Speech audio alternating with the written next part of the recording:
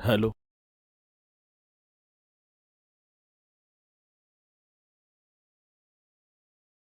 Hello.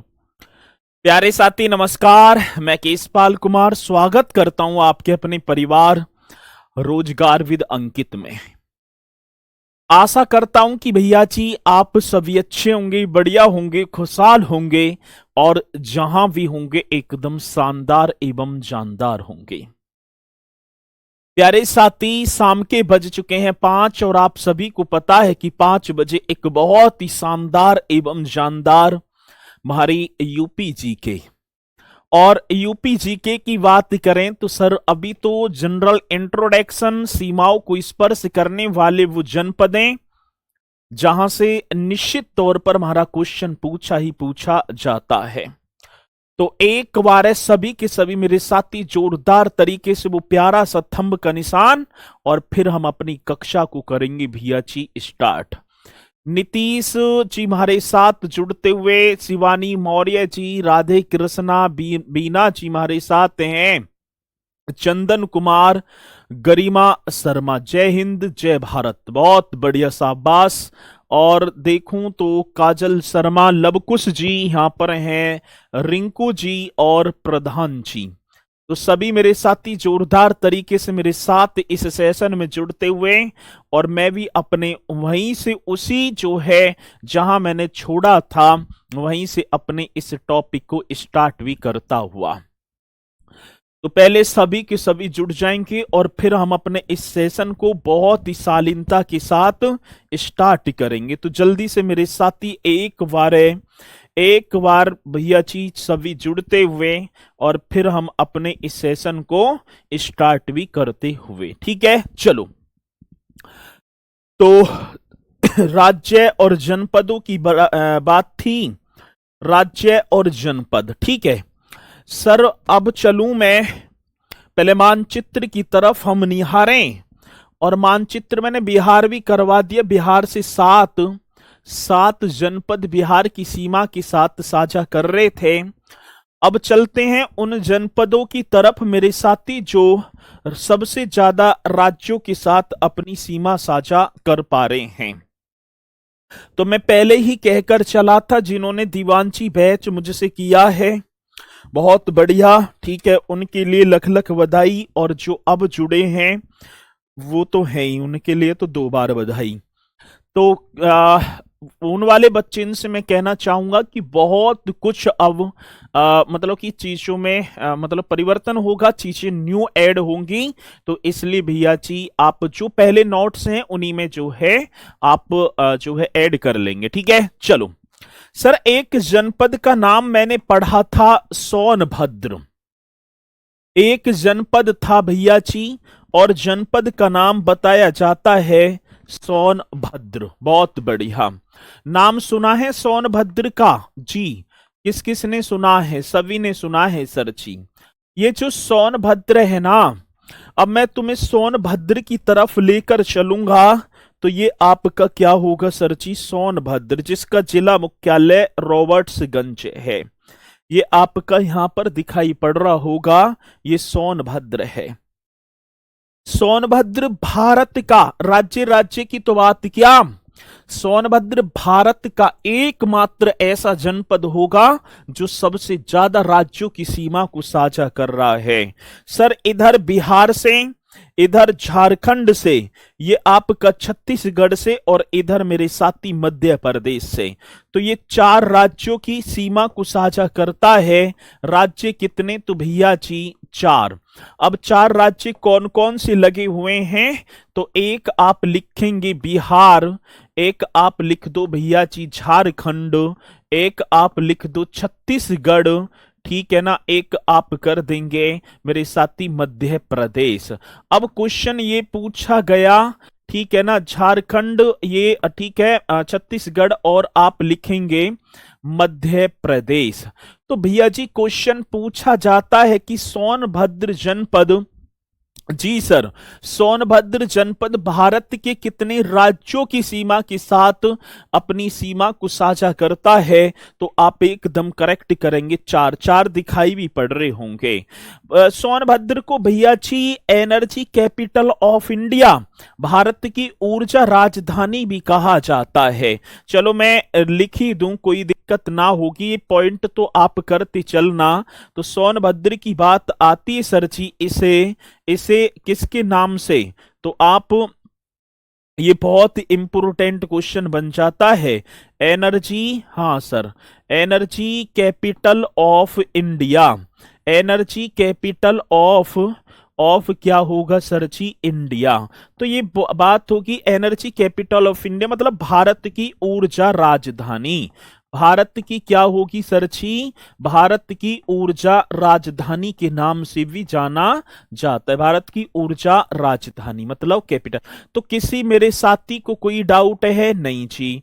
तो भैया सोनभद्र, हाँ सोनभद्र कितने राज्य है? तो चार। कौन कौन से? बिहार, झारखंड, छत्तीसगढ़ और मध्य प्रदेश। चलो, एक राज्य का नाम और आपने सुना होगा, और ये उत्तर प्रदेश का सबसे दक्षिणतम जिला है, सबसे दक्षिणतम, वो भी मैं अभी बताऊंगा। एक और भैया जी, एक आप लिखेंगे सहारनपुर।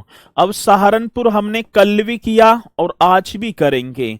सहारनपुर देखेंगे सर, ये बैठा सहारनपुर, आप आओ सहारनपुर की तरफ, आप देखो सर, ये रहा आपका सहारनपुर। सहारनपुर एक तो हिमाचल प्रदेश, एक मेरे साथी उत्तराखंड और एक आपका हरियाणा। तो सहारनपुर तीन राज्यों के साथ अपनी सीमा साझा कर जाता है। ठीक है, चलो बहुत बढ़िया। तो सहारनपुर की बात आती है तो साथी ये तीन राज्य, कितने? तीन राज्यों के साथ, और वो तीन राज्य कौन कौन से? तो आप बताएंगे सर। एक तुम्हारा हिमाचल प्रदेश, एक कौन सा प्रदेश कर देना है?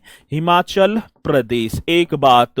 दूसरी बात भैया जी आप लिखेंगे उत्तराखंड, दूसरी बात उत्तराखंड, उत्तराखंड। और तीसरा आपका भैया हरियाणा, तीसरा आपका क्या हो गया? हरियाणा। तो इस तरीके से कर देना। देखो सहारनपुर, अब ये दूसरे नंबर पर उत्तर प्रदेश का ऐसा जनपद होगा जो सबसे ज्यादा राज्यों की सीमा को साझा कर जाता है। किस किस को? हिमाचल प्रदेश, उत्तराखंड, हरियाणा। हिमाचल प्रदेश, उत्तराखंड और हरियाणा, तीन राज्य। अब इसी के साथ चलेंगे भैया, एक और राज्य, एक और जनपद होगा जिसका नाम होगा आगरा। अब मुझे ये बता दो, आगरा, आगरा कितने जो है? अब पहले आगरा की तरफ देखो सर जी, ये आपका पूरा का पूरा यहां से, ये पूरा क्षेत्र जो है ना, ये पूरा का पूरा क्षेत्र आगरा का ही है। ठीक है, ये पूरा का पूरा क्षेत्र किसका है? आगरा। अब आगरा एक तो यहां पर देख लो भैया जी राजस्थान से, और एक यहां पर किससे? मध्य प्रदेश से। तो आगरा सर दो, आगरा दो, आगरा दो राज्यों के साथ, एक आपको राजस्थान और एक मेरे साथी आपका बनेगा मध्य प्रदेश। तो आगरा कितने राज्यों के साथ अपनी सीमा साझा कर जाता है? दो राज्यों के साथ। तो जल्दी बताते भी चलेंगे जी, ठीक है ना, स्पीड के साथ बताते भी चलना है आपको। सब कुछ आता है, बहुत बढ़िया, शाबाश। कह रहे हैं गुरुजी ऐसा क्यों पढ़ा रहे हैं? तो सब कुछ आता है, ये तो मुझे पता है कि पहले नहीं, ठीक है, पढ़ा होगा आपने, वो पहला पढ़ा होगा, ठीक है। तो ये है, कोई ना, ठीक है, अभी सारी चीजें जो हैं क्लियर होंगी। फिर इसी के साथ मेरे साथी, फिर आ जाओ भैया जी मथुरा। फिर किसके साथ जुड़ेंगे हम? मथुरा। मथुरा कहने का मतलब है सर ये आपका मथुरा। मथुरा भी हम देखें तो ये आपका मथुरा, ये भी दो राज्यों के साथ अपनी सीमा साझा करेगा, एक ये हरियाणा इधर और एक भैया जी राजस्थान। तो ये कितने? दो। अब दो कौन कौन से? एक आपका हरियाणा और एक आपका राजस्थान। अब ये क्वेश्चन पूछा जाएगा कि भैया जी की मथुरा मथुरा कितने राज्यों के साथ अपनी सीमा साझा करता है? 2 राज्य। और 2 राज्य कौन कौन से? हरियाणा और राजस्थान। हरियाणा और राजस्थान। आगे बात समझ में। और सर जी आगरा कितने राज्यों के साथ अपनी सीमा साझा? 2। राजस्थान, मध्य प्रदेश। सहारनपुर 3 राज्यों के साथ, हिमाचल प्रदेश, उत्तराखंड, हरियाणा और सोनभद्र मेरे साथी 4 राज्य, बिहार, झारखंड, छत्तीसगढ़ और मध्य प्रदेश। चलो जी, यहां तक तो पॉइंट आप सभी के समझ में आए होंगे। इसी के साथ मेरे साथी आगे बढ़ेंगे। आगे बढ़ जाते हैं। चलो आगे चलूं जी। जी सर, एक मैंने कल भी आप सभी को बताया होगा, एक पीलीभीत जनपद। हाँ सर जी, कौन सा? पीलीभीत। ये एकदम राइट करो जी। एक तो पीलीभीत और एक मेरे साथी महाराजगंज।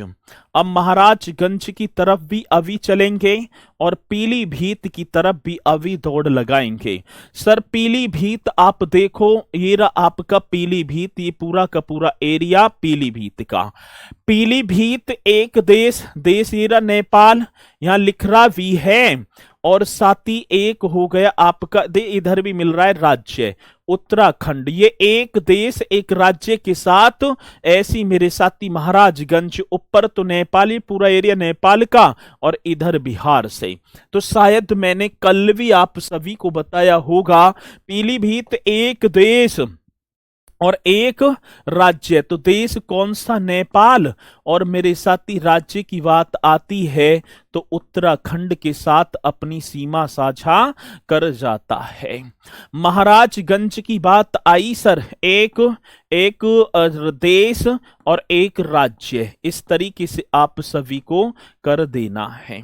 और ये बात समझ में। तो पीलीभीत किस किस के साथ? एक देश एक राज्य। और महाराजगंज भी मेरे साथी एक देश एक राज्य के साथ अपनी सीमा साझा कर रहा है। ठीक है, चलो अब दूसरी बात एक और सर, यहां तक तो कंप्लीट हो गया। एक बात मैं आपको बताऊं, ये उत्तर प्रदेश का मानचित्र आप सभी के सामने है, सभी को दिखाई भी दे रहा है उत्तर प्रदेश का मानचित्र। ठीक है, अब देखो भैया जी, ऊपर थोड़ा सा ऐसा नीचे को लो। चलो जी, ये मैंने इसी तरीके से कर दिया। ऊपर कौन सी जो है दिशा होती है? नॉर्थ। सभी को पता है भैया, ऊपर कौन सा? नॉर्थ। लिखने की भी जरूरत ना है। नीचे साउथ, ये आपका ईस्ट, ये आपका वेस्ट। नॉर्थ मीन्स उत्तर। उत्तर प्रदेश का सबसे उत्तरी जनपद देखो, सबसे ऊपर कौन सा है? ये रहा ना सहारनपुर। उत्तर प्रदेश का सबसे उत्तरी जनपद कौन सा है? सर जी सहारनपुर। उत्तर प्रदेश का सबसे दक्षिणी जनपद देखो, सबसे दक्षिण में कौन सा आ रहा है? सोनभद्र। उत्तर प्रदेश का सबसे उत्तरी दक्षिणी एकदम राइट। उत्तर प्रदेश का सबसे पूर्वी का ये रहा बलिया। ठीक है, सबसे पूरब में कौन सा? बलिया। और सरची सबसे पश्चिमी ये रहा शामली। ठीक है ना, छोटा सा बैठा है, सबसे पश्चिमी हो गया शामली। ये अब ऐसी तो क्वेश्चन आता है कि प्रदेश का सबसे उत्तरी जनपद कौन सा है? भैया जी प्रदेश का सबसे, ठीक है, प्रदेश का सबसे उत्तरी जनपद हमसे पूछा सहारनपुर, सबसे दक्षिणी सोनभद्र।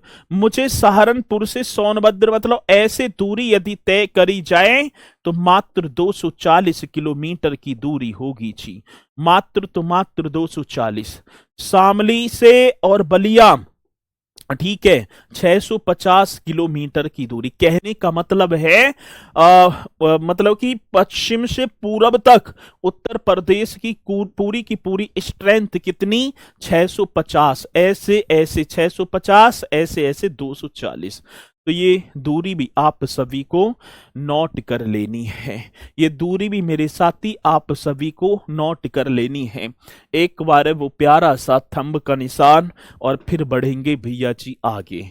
एक बार वो प्यारा सा थंब का निशान और फिर चलेंगे भैया आगे की तरफ। ठीक है, स्पीड के साथ बताते हुए और चलो भैया, ठीक है, चलते हैं इसी के साथ आगे।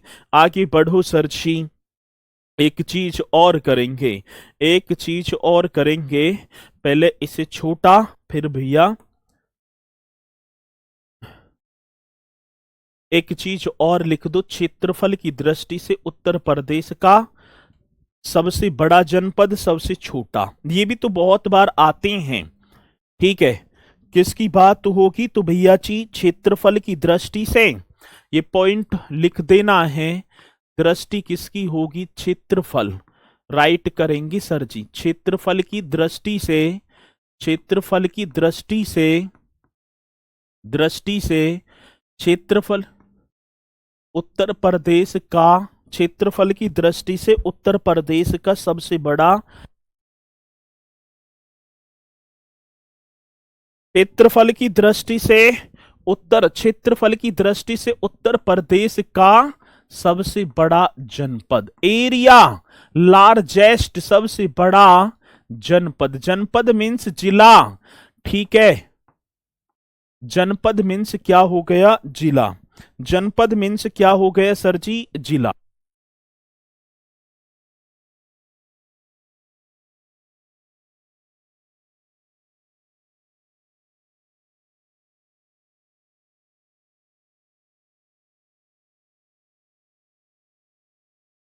चलो भैया, ठीक है, अब ये बता दो मुझे मेरे साथी की क्षेत्रफल की दृष्टि से उत्तर प्रदेश का सबसे बड़ा जनपद कौन सा है?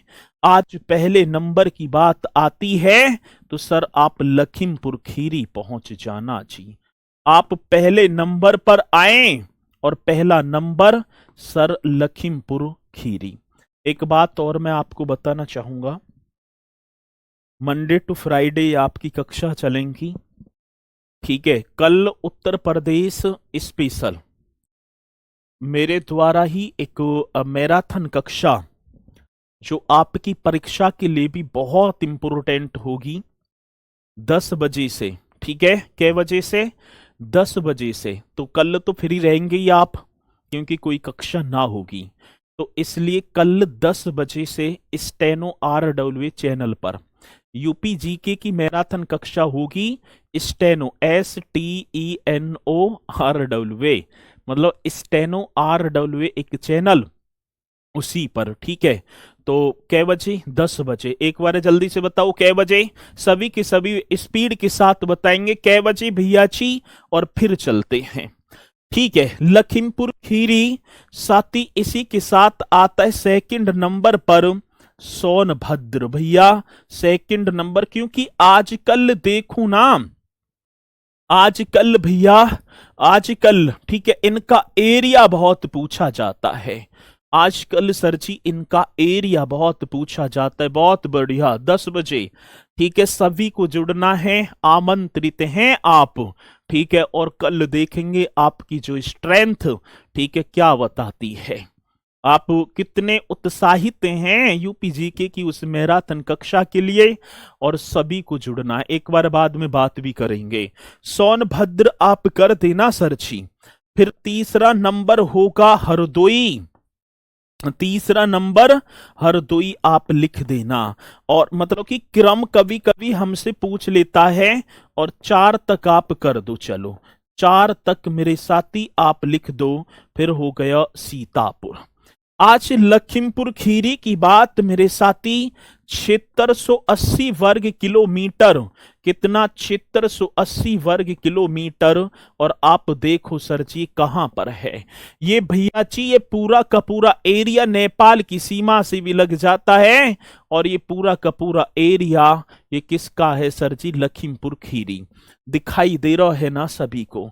ये लखीमपुर खीरी, और अपने में 7680 वर्ग किलोमीटर में सबसे ज्यादा एरिया को घेरे बैठा है।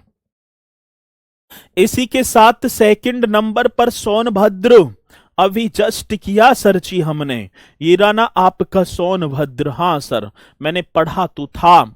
ये सोनभद्र की बात आती है 6788, इसका जो वर्ग किलोमीटर एरिया में 6788 वर्ग किलोमीटर एरिया में भैया जी अकेला की अकेला है। 6788 वर्ग किलोमीटर एरिया, बहुत बेहतरीन क्वेश्चन है। 6788 वर्ग किलोमीटर एरिया में सोनभद्र। साथ ही इसी के जस्ट नीचे एक जनपद और होगा, वैसे सीमा को साझा कर रहा है हरदोई, जिसे हरिद्रदोही के नाम से। हरदोई ये तीसरा नंबर इसका होगा सर जी 5989। कहीं कहीं देखो वैसे 5989, कहीं कहीं 5986 भी मिल जाता है हमें, 5986 भी। मैंने दोनों की दोनों लिखा दिए। एक पूछा जाएगा या तो 5989 आएगा या मेरे साथी 5986 आएगा, क्योंकि बहुत जगह कहीं 5989 और कहीं 5986 ऐसे दे रखा है, घबराने की जरूरत नहीं है। सीतापुर की बात है साथी 5743, बहुत बढ़िया सर। कितना? 5743 वर्ग किलोमीटर।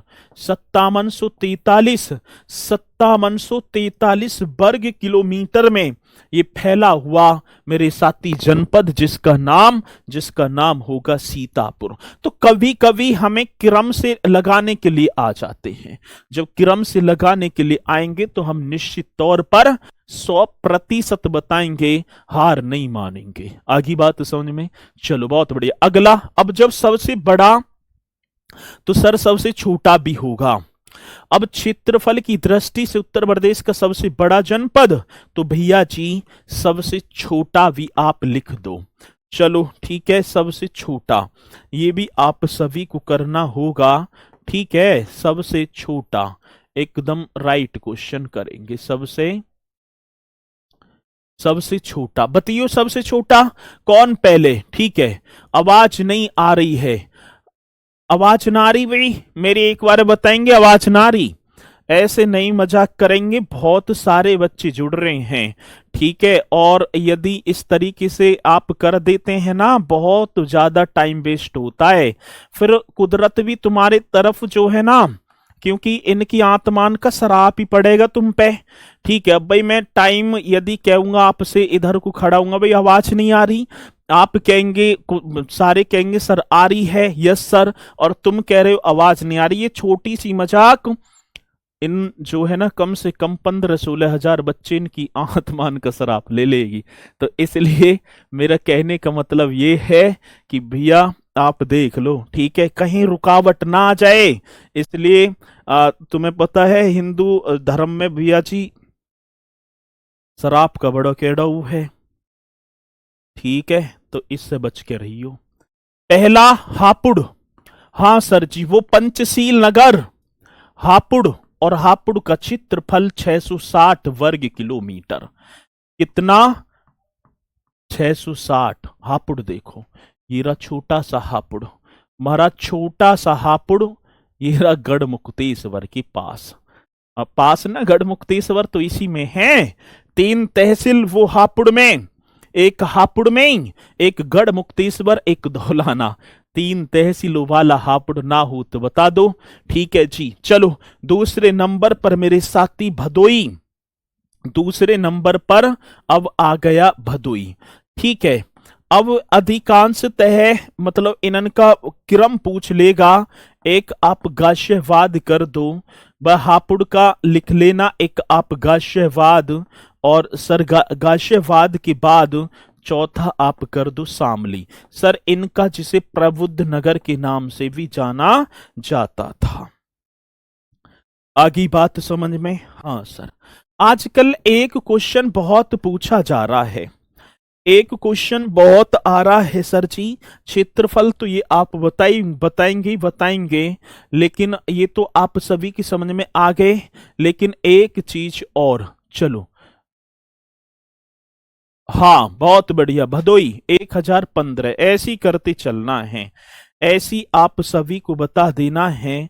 अब एक छोटा सा क्वेश्चन ये बताओ मुझे, एक क्वेश्चन ये बता दो कि उत्तर प्रदेश का सबसे अधिक वर्षा वाला जनपद, उत्तर प्रदेश का, उत्तर प्रदेश का सबसे अधिक, उत्तर प्रदेश का सबसे अधिक, अधिक, उत्तर प्रदेश का सबसे अधिक वर्षा, वर्षा वाला जिला, उत्तर प्रदेश का सबसे अधिक वर्षा वाला जिला मेरे साथी गोरखपुर। रेन, सबसे ज्यादा जो वर्षा होती है वो गोरखपुर में, और सर सबसे कम देखी जाए तो आप लिख देना सबसे कम मथुरा में।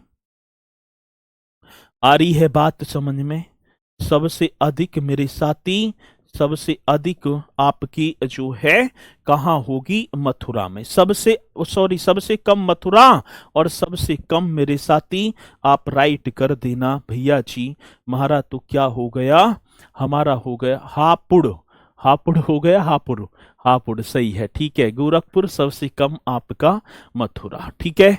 तो इन्हें एक बार पॉइंटों को सभी को करते चलेंगे और जल्दी से मुझे बताएंगे कि सर ये पॉइंट तुम्हारे कंप्लीट और आप आगे की तरफ बढ़ जाओ, ठीक है। संजना कुमारी जी, श्याम जी जल्दी बता दो ये पॉइंट तो सर हमारे कंप्लीट और फिर हम बढ़ जाएंगे, ठीक है। ये क्षेत्रफल में भी ये सारे के सारे मैंने आप सभी को बता दिए हैं, ठीक है। जल्दी बता दो कि हाँ सर ये पॉइंट तुम्हारे कंप्लीट हो गए, कुछ और आए। अब आगे स्टार्ट करेंगे, करो जी भैया जी। अब एक और हेडिंग डाल दो, राजकीय प्रतीक। अब राज्य के प्रतीक में यदि हम देखें तो हमने भैया एक चीज ना लेकर, एक चिन्ह तो रह गए, याद ना रहे, चिन्ह तो भूल गए लगाना, ठीक है। तो चलो कोई ना, चिन्ह तो आप सभी जानते ही होंगे, ठीक है, देखा होगा। लेकिन रिवाइज कैसे करें?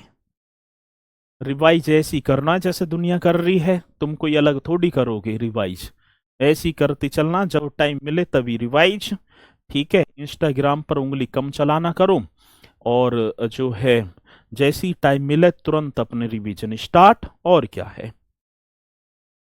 अब चलो भैया जी एक हेडिंग डाल दो, राजकीय चिन्ह। वैसे तो राजकीय चिन्ह यदि चित्र सा लग जाता तो और बढ़िया बात बन जाती, ठीक है ना। चलो कोई ना, कर ही देते हैं राजकीय चिन्ह। आप हेडिंग डालेंगे भैया राजकीय चिन्ह,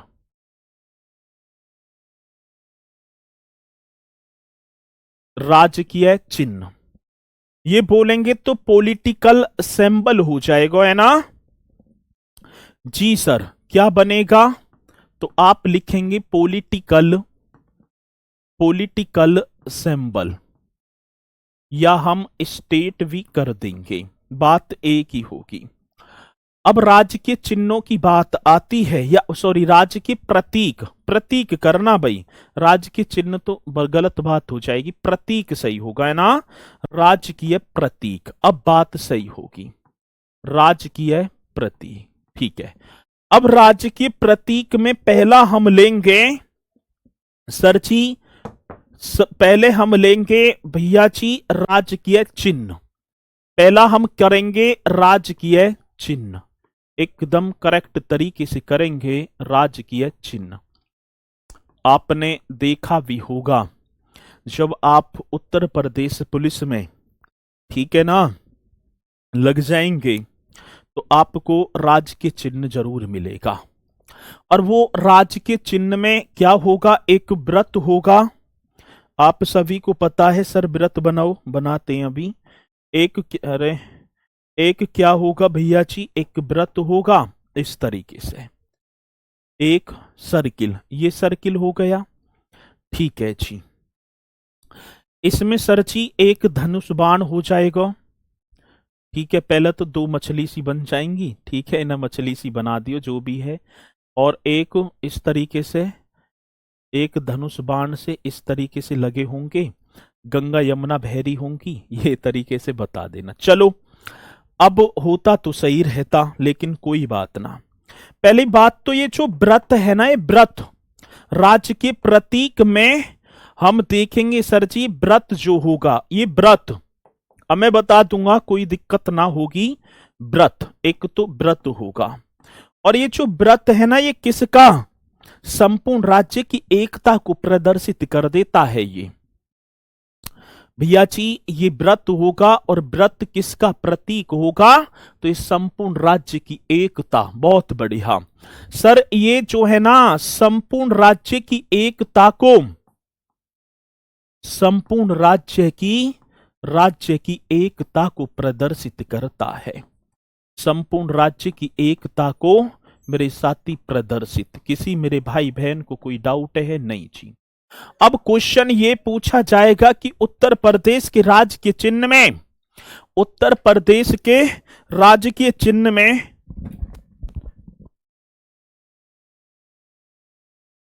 उत्तर प्रदेश के राजकीय चिन्ह में व्रत जो ये सर्किल है, ये किसको प्रदर्शित करता है? तो संपूर्ण राज्य की एकता को, संपूर्ण राज्य की एकता को। ठीक है। दूसरी बात क्या होगी सर जी? इसमें दो मछलियां होंगी। ठीक है। मछली कितनी होंगी? तो सर दो मछलियां, इसमें दो मछलियां। ठीक है, मतलब व्रत के अंदर।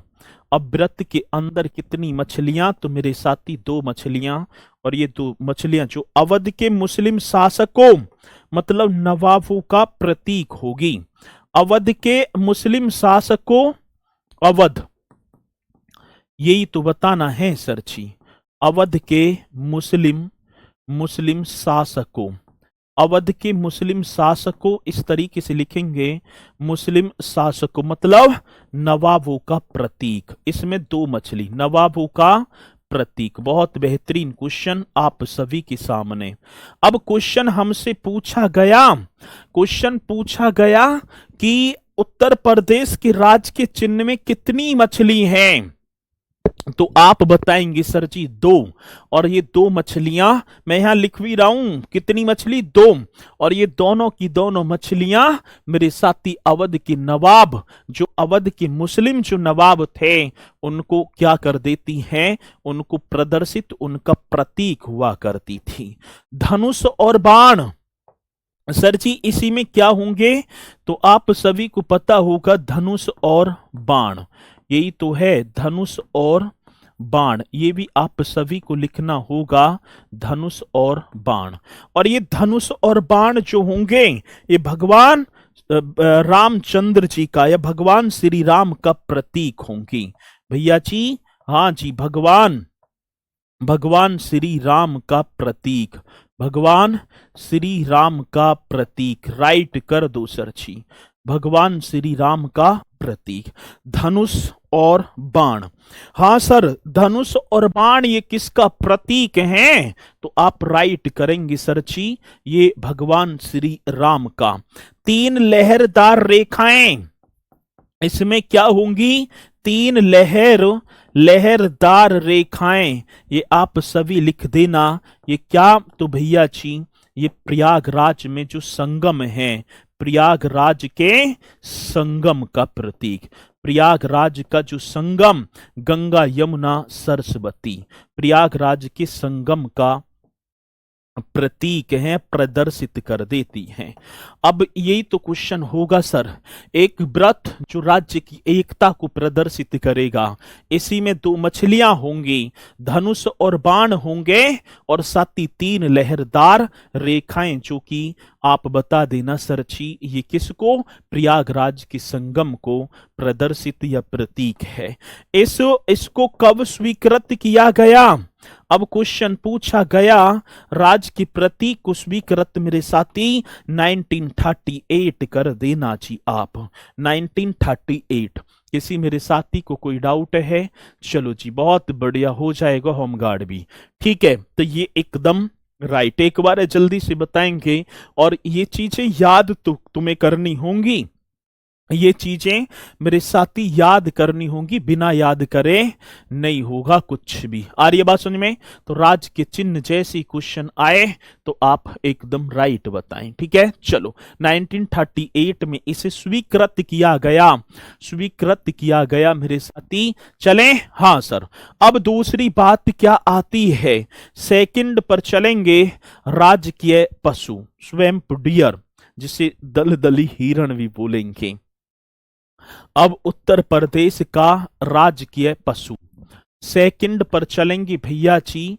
राजकीय पशु उत्तर प्रदेश के राजकीय, आज पशु की बात आई तो राजकीय पशु आप एक हेडिंग डालेंगे और आप लिख देंगे स्टेट एनिमल। उत्तर प्रदेश का राजकीय पशु स्टेट एनिमल, ठीक है, स्टेट एनिमल। आ रही है बात समझ में? स्टेट एनिमल, ठीक है, स्टेट एनिमल। कौन पहले बतावेगा कि उत्तर प्रदेश का राज्य पशु ये होवेगा सर जी? तो आप लिख दो 12 सिंघा। किस किसने देखो है 12 सिंघा? 12 सिंघा या सिंघा? 12 सिंघा, हाँ सर जी, इसके 12 सींग रहते हैं। हिरण की तो प्रजाति हिरणी तो है, इसे सर जी अन्य नाम हम बात करें 12 सिंघा का अदर नेम, अदर नेम की बात तो इसे भैया जी दलदली हिरण भी बोलेंगे। आज अदर नेम की बात आई ना तो सर मेरा तो आप दलदली हिरण लगा देना। क्या दलदली हिरण, दलदली हिरण। किसी भाई बहन को कोई डाउट है? नहीं जी, दलदली हिरण। आ रही है बात समझ में? तो सर राजकीय पशु, अब राजकीय पशु क्या होगा? 12 सिंघा, और 12 सिंघा को क्या साथी दलदली हिरण भी कहते हैं, इसे स्वैम्प डियर भी बोलेंगे। इसे मेरे साथी क्या स्वैम्प डियर, बहुत बढ़िया। 12 सिंघा को क्या कहते हैं? Swamp dear. यही तो क्वेश्चन आते हैं सर जी। इंग्लिश की बात आए तो इंग्लिश में भी हाथ कमजोर नहीं है ठीक है, स्वैम्प डियर आप एकदम राइट कर देना। वैज्ञानिक नाम पूछा जाता है रूसी वर्ष डुआबलेसली, ठीक है। लेकिन ये जो है ना दुधवा नेशनल पार्क और हस्तिनापुर वन्य जीव अभ्यारण्य में अधिकांशतः देखने को पाया जाता है, ठीक है। चलें जी, ये कहां पाया जाता है तो आप नोट करते चलना बढ़िया तरीके से।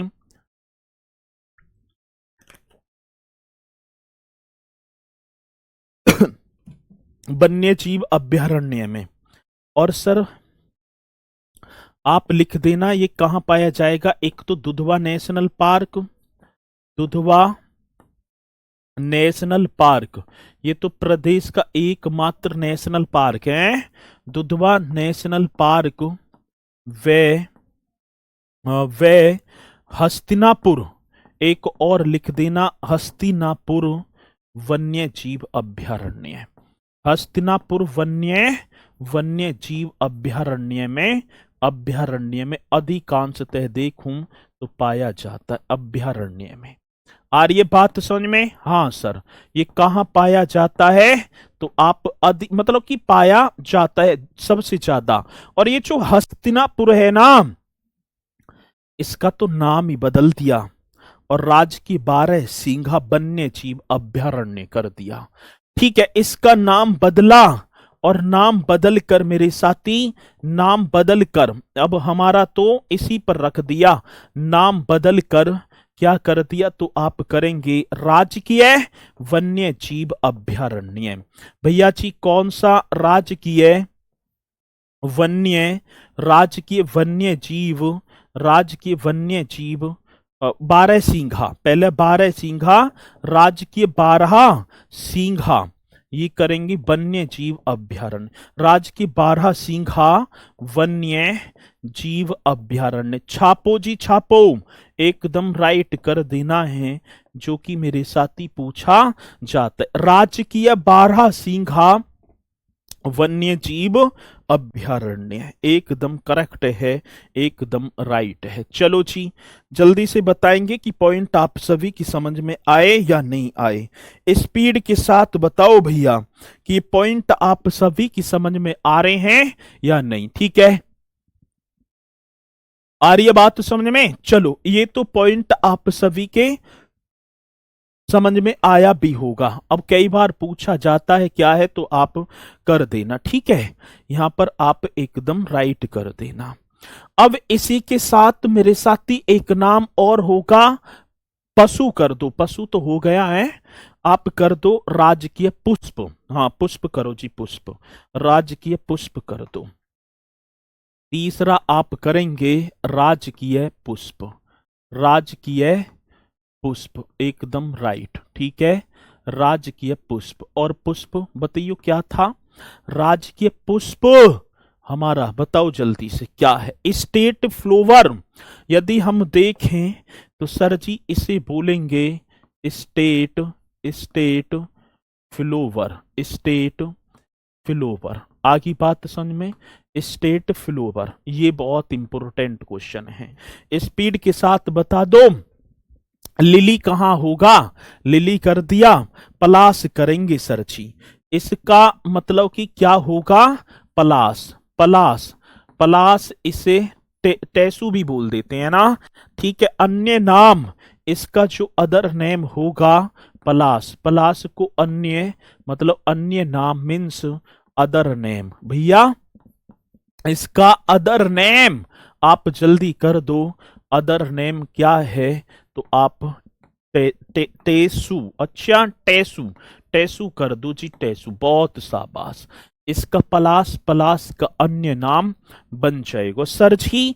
इसका साइंटिफिक नेम, ठीक है, पलाश, पलाश की बात होगी, पलाश का वैज्ञानिक नाम स्पीड के साथ करेंगे सर, इसका वैज्ञानिक नाम छाप दो राइट तरीके से। आज वैज्ञानिक नाम ब्यूटिया मोनोस्पर्मा। सर जी क्या हो गया, ब्यूटिया, ये तो होगा ब्यूटिया मोनोस्पर्मा, एकदम करेक्ट होगा, ब्यूटिया मोनोस्पर्मा। जल्दी से आप सभी को लिखना है ब्यूटिया मोनोस्पर्मा। और सर जी इसे मतलब कि पहले, पहले क्या था हमारा, पहला पहला था, पहला पहले था ब्रह्म कमल। अब सर पहला जो था वो ब्रह्म कमल था। भाई ये भी क्वेश्चन आ सकता है कि पहले क्या था, तो पहले था ब्रह्म कमल। ठीक है, और ठीक है, हाँ, तो पहले क्या था सर जी, पहले था ब्रह्म कमल। और लेकिन आज जो पलाश हो गया, जिसे 4 जनवरी 2011 को घोषित किया गया था।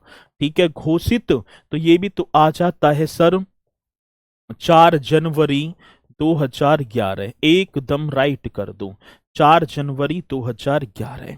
सर जी 4 जनवरी 2011 को इसे घोषित किया गया। फ्लेम ऑफ द फॉरेस्ट भी इसे कहा जाता है। ठीक है, इसे क्या कहा जाता है, flame of the, flame of the forest. और इसे बोलेंगे तो जंगल की आग है, ऐसी बताया जाता है भैया जी, जंगल की आग, जंगल की आग भी कहा जाता है। इसे भैया जी जंगल की आग भी कहा जाता है, flame of the forest, flame of the forest.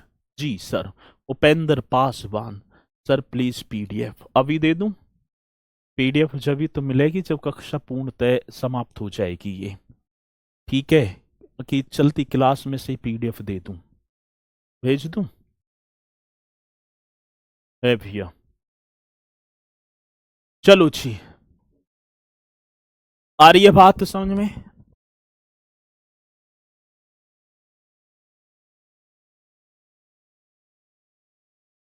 चलो भाई, ये कंप्लीट है ना, ये एकदम करेक्ट है।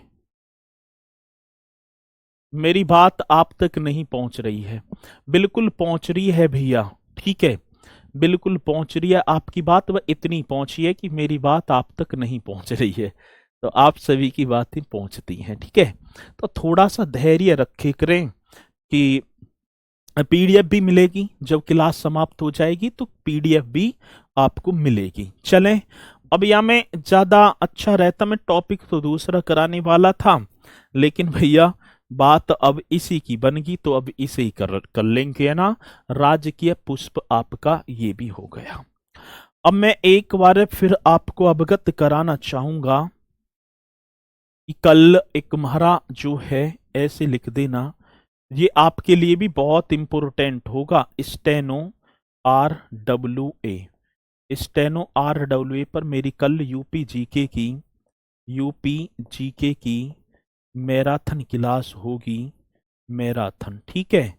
और 10 बजे, कै बजे? 10 बजे। एक बार अब बता दो, स्टेनो RWA चैनल पर आप जाएंगे कल, क्योंकि सैटरडे है, आप तो फ्री रहेंगे, तो इसलिए बहुत शानदार तरीके से आपको करनी है वो मैराथन कक्षा।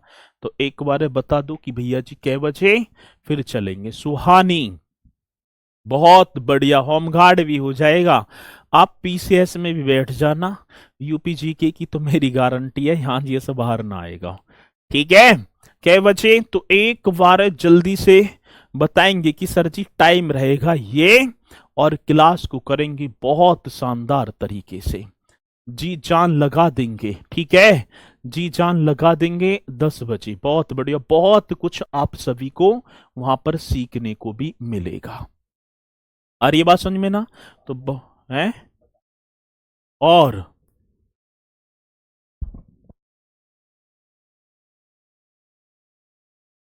ठीक है जी, तो ये हो गया, ठीक है। अब भैया यहां से मुलाकात करेंगे अब मंडे को, कल मिलेंगे, ठीक है, क्योंकि मैं टॉपिक तो दूसरा करा रहा था, SCR वाला, SCR NCR, अब दिमाग में आ गया ये। तो चलो, ये भी बहुत इंपॉर्टेंट है, क्वेश्चन बनता है, इसलिए मेरे साथी इन्हें करते चलना। और कल 10 बजे एक बार चैनल पर जाकर लाइक कर आएंगे, ठीक है। आई लव यू सर जी, 2 बार स्वीकार है, ठीक है। और सिलेक्शन के बाद फिर मुलाकात करेंगे सम्मान समारोह में, आप सभी से, सभी बोलेंगे सर। और ठीक है, मुझे पूर्णतः विश्वास है कि आप बहुत अच्छी तरीके से मेहनत करते चल रहे होंगे, और ये मेहनत आपकी सफल भी होगी, 100% सफल होगी।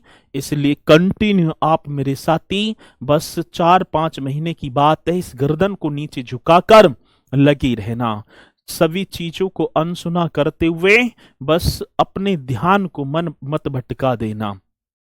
और ये बात समझ में ना, और आपका सिलेक्शन, ये भी वास्तविकता है, आपकी संगति पर भी निर्भर करेगा कि आपने अब कैसी संगति बनाई है। एक तो पढ़ने वालों की संगति होगी, और एक भैया जी लाइब्रेरी के बाहर, ठीक है ना, बस गप्पे छोड़ना, और 3-4 घंटा ना तो खुद पढ़ेंगे ना दूसरे को पढ़ने देंगे, ठीक है। खाने के बहाने टिफिन पे 4 रोटी, 2 तू खा, 2 मैं खाऊंगा, और पूरा दिन भैया इधर से उधर, ठंड का सीजन वैसे, 10 रुपया की मूंगफली लेकर तुम्हारे पूरे दिन को नष्ट कर देंगे। तो इसलिए ठीक है, आजकल तो लाइब्रेरी का क्रेज ज्यादा बढ़ा हुआ है, तो इसलिए भैया जी अपने सीधे आना सीधे जाना, मन से मेहनत करनी है। बहुत आस लगाई है मम्मी पापा ने, आसकर जो मेरी बहन यहाँ पर पढ़ रही है उन पर, तो ठीक है, घर से निकलती हैं शाम तक, उन्हें बस यही चिंता रहती है, लाइब्रेरी गई होगी, पढ़ रही होगी।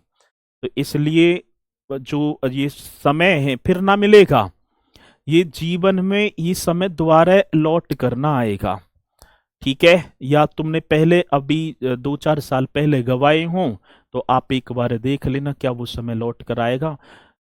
इमोजी भी हंसने वाली लगा रहे हो, घूसा में जो ना, अब हंसी आ रही होगी, हंस रहे हैं, ठीक है। चलो हंसते रहो, मुस्कुराते रहो, तो सभी बोलेंगे सर जी, जय हिंद, जय भारत।